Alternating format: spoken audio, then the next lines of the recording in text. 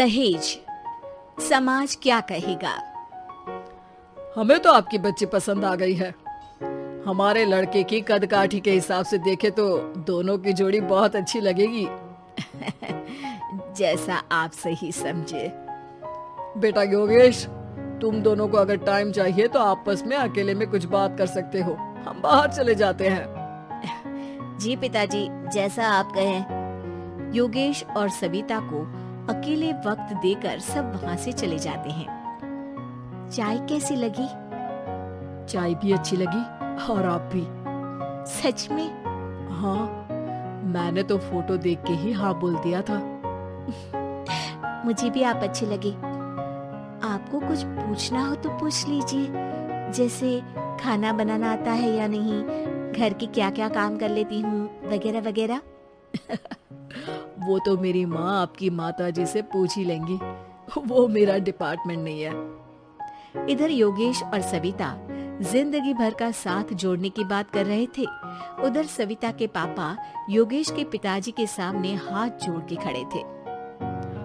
देखिए, हमारा बेटा पढ़ा लिखा है, अच्छी नौकरी करता है।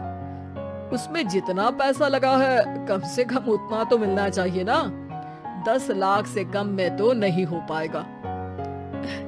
बेटी हमारी बहुत होनहार है और 7 लाख भी तो कम नहीं होते हैं ना जी। अगर आप हमारी बेटी को शादी के बाद काम करने देंगे तो 3 लाख तो 6 महीने में ही कमा लेगी। हमारे घर में ये सब नहीं होता। औरतें घर संभालती हैं और आदमी बाहर के काम। जरा मेरी बात तो समझिए। एक कार देने के बाद 10 लाख रुपए नगद देने में हमारी कमर टूट जाएगी और इसके अलावा टीवी फ्रिज तो देना ही पड़ेगा। शादी की तैयारियां, मेहमानों की पूछ परख, बारातियों का स्वागत। बेटी की शादी में बाप पर बहुत दबाव होता है जी। देखिए, हमारा बेटा कोई दुकान में रखी चीज नहीं है जिसके ऊपर हम भाव ताव कर सके और आप उसे कम दाम में खरीद लेंगे। 10 लाख से 1 भी रुपया कम नहीं होगा। ठीक है, जैसा आप कहे जी, पर आधा पैसा अभी और आधा कन्यादान के वक्त दे देंगे। अरे, इसमें भी किश्त मांग रहे हैं आप? हमने तो सोचा था कि अच्छा परिवार होगा आपका। अच्छा ही परिवार है देवनाथ जी, पर पैसों की थोड़ी तंगी है ना, वरना सब ठीक ही है हमारे परिवार में जी। देवनाथ वहाँ से अपने बेटे योगेश को लेकर चले जाते हैं और कुंडली मिलवाई जाती है। 36 में से 32 गुण मिलते हैं। जल्दी शादी का मुहूर्त भी निकल आता है। अब कन्या को बुलाइए। आओ बेटी, यहाँ बैठो, योगेश की बाई ओर। मंत्रोच्चार शुरू करते हैं। मंगलम भगवान विष्णु मंगलम गरुड़ध्वजा मंगलम। सविता के पापा सविता और योगेश के बीच में जाकर बैठ जाते हैं। बेटी, तेरी माँ को यहाँ बैठना था, पर तेरी विदाई नहीं देखना चाहती होगी शायद, इसीलिए पहले ही चली गई। बाबा, हंसी खुशी का माहौल है, रोने का समय तो विदाई के वक्त होता है ना, तब ये इमोशनल अत्याचार कर लेना। अभी तो मुस्कुराइए, कैमरा आसपास ही है। तभी पीछे योगेश के पिताजी आ जाते हैं। अभी तक पैसे नहीं आए आपके यहाँ से? उठा लूं क्या बेटे को? आते ही होंगे, मैंने अपने छोटे भाई को व्यवस्था करने के लिए कह दिया था। अरे तो जल्दी कराइए ना, वरना देर हो जाएगी। समझ रहे हो ना आप? योगेश और सविता दोनों एक दूसरे की तरफ देखते हैं। सविता चाहती है कि योगेश कुछ बोले, पर योगेश अपना मुंह दूसरी तरफ फेर लेता है। पापा, कितने पैसे की बात की है आपने?